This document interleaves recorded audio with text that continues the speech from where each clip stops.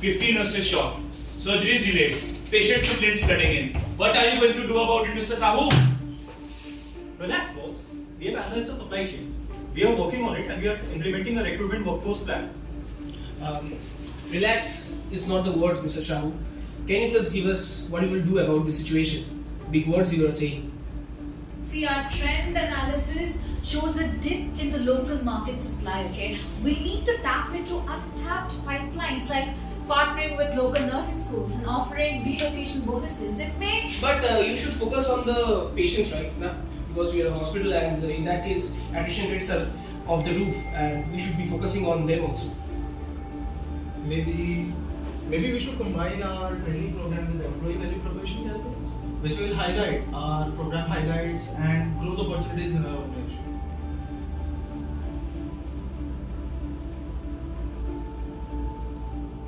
See, we are facing a major challenge with this new win.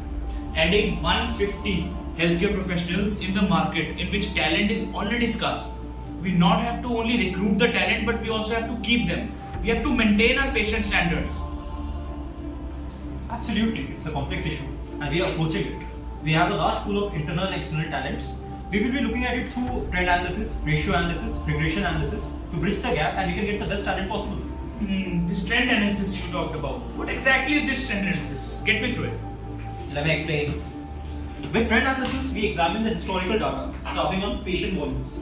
By looking at the past trends, we can estimate the future beds that are available, right? How patients are getting admitted in a hospital, we can look into it. Since we are expecting a rise of around 12 to 15% in patient volume with the addition of a new wing, we are using that percentage to estimate the actual number of additional staff that can be required to cater to the need of the patients. Okay. So that's a very good idea, Mr. Shahu, about trend analysis. So my doubt is that with trend analysis there will be increasing patient volume, right? And there would be jobs opening also to cater to that volume. So how we will be managing that thing? Exactly. This is where the ratio analysis comes into the picture. For every role, be it a doctors, nurses or the support staff, we have an estimated ratio to cater to the patient needs. Now, if I take the example of critical patient care, there is a ratio of 1:5, which will cater to the patient's needs. So you are saying that with trend analysis, every each department will have a specialized role and we will have specialized doctors and staffs catering to that needs, right?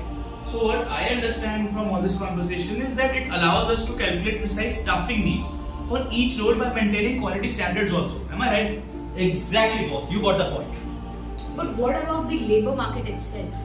With so much competition, I am concerned about hiring qualified professionals, especially qualified nurses. Even if we keep the competition aside, latest reports show that there is a reduced volume of nurses even applying for such jobs. What are we going to do about that? That's where the regression analysis comes into the picture. We are analyzing different factors like regional competition, workforce demographics and local education regarding the nurses. This gives us an insight about the labor market, the past trends and how we can cater to the future needs of the market. And then we can plan accordingly what can we do to prevent attrition of the market. And what if it shows shortage? If it shows shortage, how are we planning to implement any of the strategies that we have? Exactly for this reason, I have come up with the big and massive plan.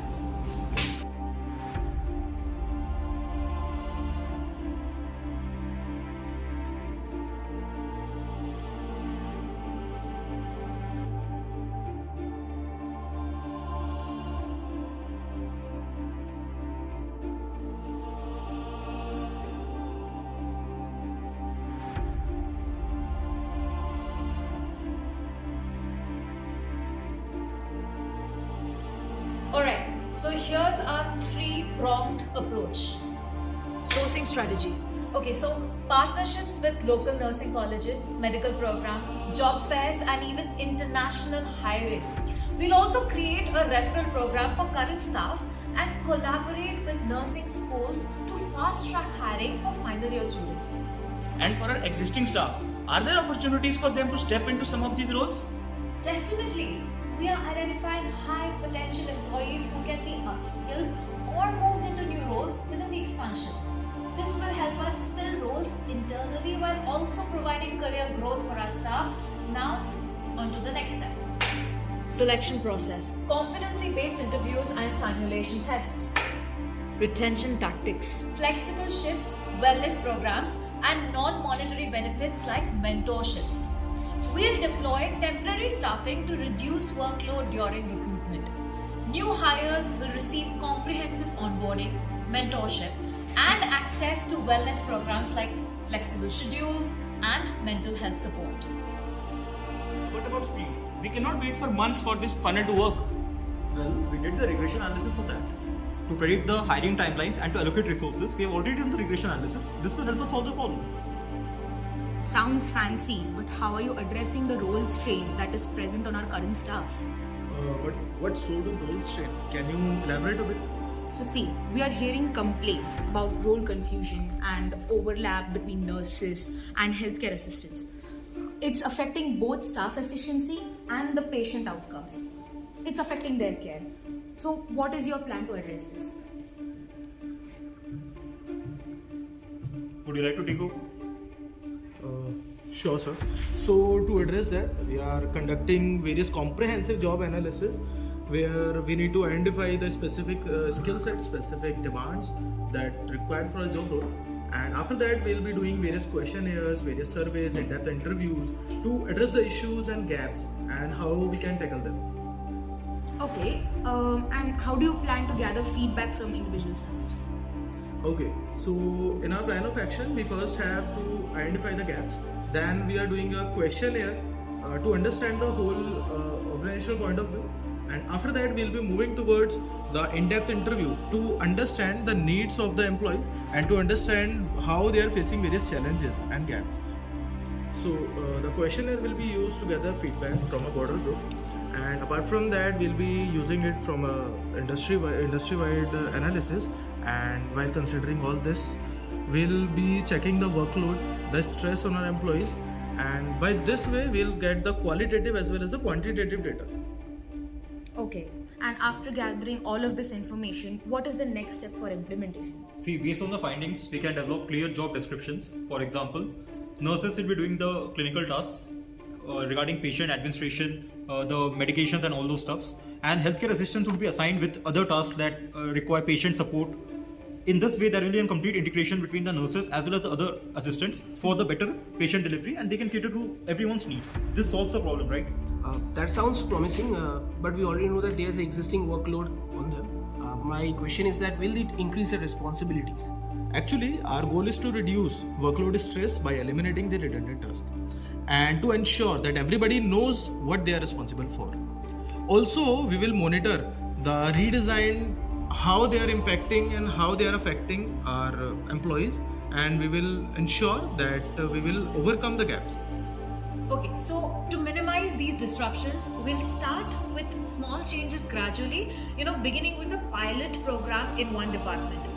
That way, we can assess the effects that we can have on patient care and make our adjustments based on this initial feedback. So what about staff morale? My question is there because we will face resistance from staff because they are always in such a situation. They have been working in this situation. Now we are trying to change it. So how will we tackle it? Absolutely. We are aware that the staff will be resistant to such changes. For this reason, we are bringing in job sharing and flexible working hours. We will also be conducting workshops and giving them individual training so that they can cope up with the situation and they can work accordingly. I don't think so this will again cater an issue of resistance with the That's a very good idea. If we can show them the benefits for both job satisfaction and also patient satisfaction, in that case they will embrace it. Alright team, let's implement this pilot plan and we'll monitor it closely. Let's see how it goes. We are thinking that the 15-hour shortage will be something which we can cater to definitely, and the strategies which we have decided, it will surely help us in taking the hospital forward, and I hope to see the results very soon, right? Yes.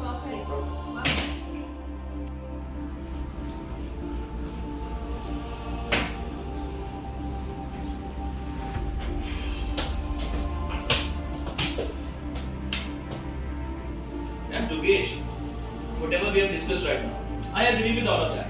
But I still think that we are still missing that one point, one important advanced point that would help us in our strategy. Well, Ankit, I guess the incorporation of AI and the delegation could solve your problem. I am thinking of launching a comprehensive plan for our staff where they can use the technology to cater to the patient needs. They can focus, we can give them on-job training we can give them courses and certifications which will help them to upskill their programs, and this will ultimately help them to cater to the patient needs and will solve our problem. Okay. I guess the further explanation can be given to you by Shubham. He has done a comprehensive analysis on this topic. So, for example, our telemedicine training software mimics patient consultation, and our AI-driven tool which helps to go through their course on their own pace, which involves e-modules. And the third strategy is like for knowledge transfer, we can cater our highly skilled employees to train less knowledgeable and less skilled employees.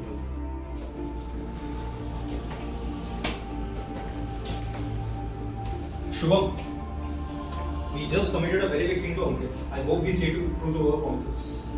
Sure, sir. Let me show you some matrices. While I'm opening it, sir, we can leverage existing resources like internal trainers and online platform to minimize the cost. And so, as we can see, these matrices, we can track these matrices such as staff proficiency, past training assessment, patient feedback on the care quality, as we can see here, and which reduce the error in our technology use, and to measure the success of the program, to ensure continuous learning through the regular refresher courses and certification. We can ensure all these matrices and we can stay on our commitments.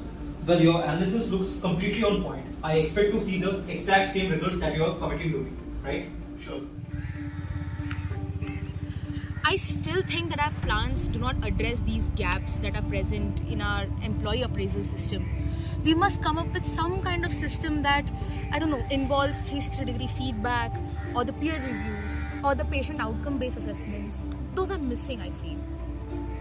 Actually, there is a appraisal system update in our feedback, which is in our pipeline right now, and which accounts for 40% of the feedback from patient outcome, and the rest 40% accounts for peer review feedback and like your colleagues' feedback, and the remaining 20% will account for your individual feedback, how you collaborate with a team, how you work in a team, and this is the thing that we have in our pipeline right now. It sounds great actually, but healthcare is busy. How do we balance this with our workload? We will implement this in phases. So the first phase will be digital transformation, like we can collect feedback digitally and then implement them. Apart from that, we have, like for underperformers, we have this thing where the mentor will give them proper mentorship and they can work on their skills to enhance the workforce eventually. And what about the resistance that you'll face? Because trust me, if they are getting assessed, the staff will dribble at least a little bit. So for that, we should ensure transparency, and while doing so, we have in mind that our employees should provide proper feedback about their peers as well as they can receive the feedback. So the transparency is the core aspect that we are focusing on. That approach seems actually kind of balanced. Let's hope for its implementation and let's make sure that we do it on a proactive basis, and the emphasis and priority should be on basis of fairness. Words like EVP and non-monetary benefits, they don't cut the cost. We are losing our employees because of salaries and other incentive-related issues. Mr. Thakur, compensation isn't the only factor. According to research, certain other intrinsic factors play a role here, like job satisfaction, proper recognition of employees. This lets them to stay in an organization for a longer time. You should understand that. But the thing is that purpose doesn't pay the bills. You should know that, right? Okay, so recently, to address our retention challenges, our compensation specialist was designing a revised compensation and benefits package that balances competitive pay with our budget constraints, and I'd like to show that. Okay, so here's the structure that she came up with. Okay, so we have it in three segments, we can say.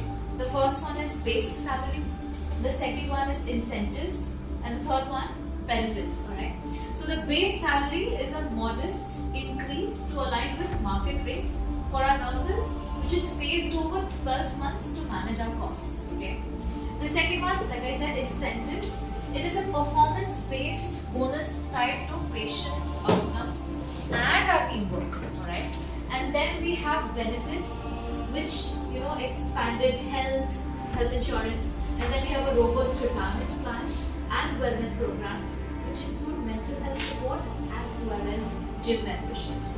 So there's something that I wanted to point out. Okay. Listen, these ideas, they sound great, but how can we implement them in real life in our organization? That is the main question. I mean, Well, here we are going to reallocate the funds from the underutilized areas to the areas which actually require improvement. We can look at cost effectiveness of some programs and we can relocate the money that we are using on that case. In that case, we can solve our problem as well and we can retain employees as well. But how will this boost our employees' morale and reduce the attrition rate? This is my question. okay, so providing a clearer career growth path as well as incentives tied to that, that can boost our employees' morale as well as to reduce burnouts.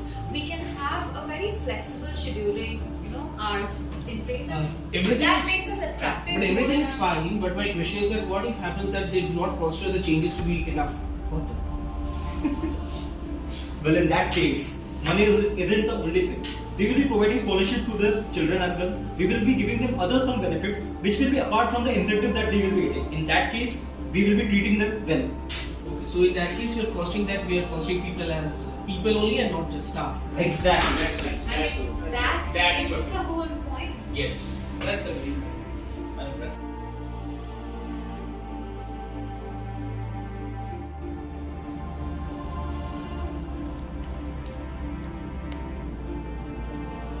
So this is our Heal, Grow, Thrive HGT strategy.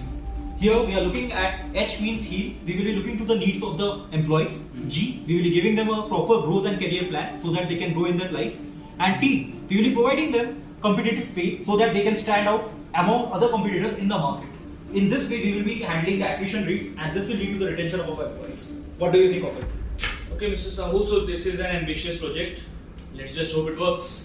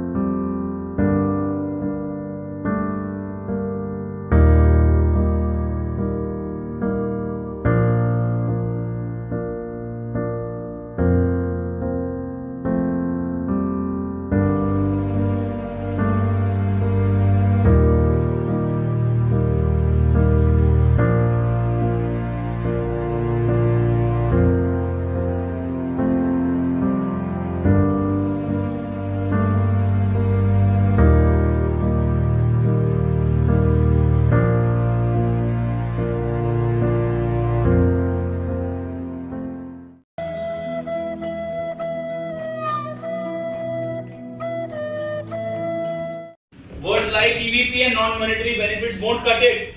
We are losing our employees because of salary and other incentive issues. Compensation isn't the only factor. Flexible shifts, wellness programs, and Go.